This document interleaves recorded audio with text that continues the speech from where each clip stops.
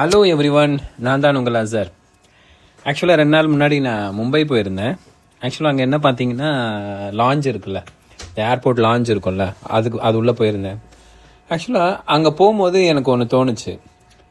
இந்த பார்த்தீங்களா, அங்கே இருந்தவங்க எல்லாமே நல்லா வசதியாக இருந்தவங்களா இருந்தாங்க. எனக்கு அதான் தோணுச்சு, இந்த வசதியாக இருக்கிறவங்க, இந்த பணக்காரங்க ஏன் மேலும் மேலும் பணக்காரங்க ஆகுறாங்கன்றதுக்கு இந்த லாஞ்சை பார்த்த உடனே எனக்கு ஒன்று புரிஞ்சுது. ஸோ அதுவும் ஒன் ஆஃப் த ரீசன். இப்போ அந்த ஒரு ரீசன்றதை விட அது எப்படி அவங்கள அப்படியே பணக்காரனாகவே வச்சிருக்குதுன்றது அது ஒரு விஷயம். அதை பார்த்து எனக்கு தெரிஞ்சுக்கிட்டேன். என்னென்னு பார்த்தீங்கன்னா, அந்த லாஞ்ச் உள்ள நம்ம நார்மலாக போகணும் அப்படின்னு சொல்லி பார்த்தீங்கன்னா, அது நார்மலாக போனீங்கன்னா 2500 மேலே அதோட ஆக்சஸ்.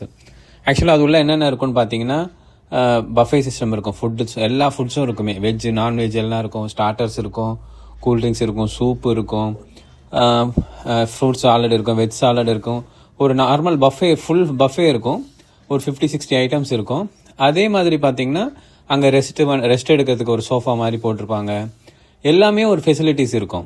ஆனால் அந்த 2500 நார்மல் ஒரு பர்சன் உள்ளே போகணுன்னா அது 2500 பே பண்ணணும்.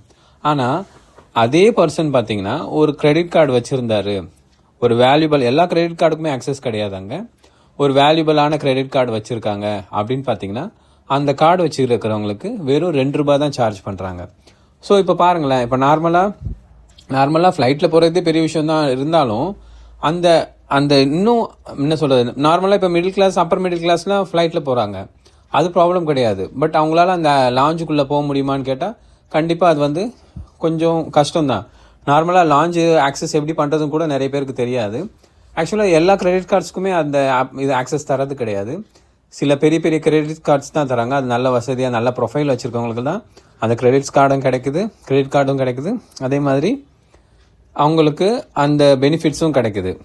ஸோ இப்போ பார்த்தீங்கன்னா அந்த கிரெடிட் கார்டு வச்சுருக்கிறவங்களுக்கு வெறும் $2 தான். இப்போ நார்மல் பர்சன் அந்த 2500 கொடுத்து உள்ளே போய் சாப்பிடவும் முடியாது.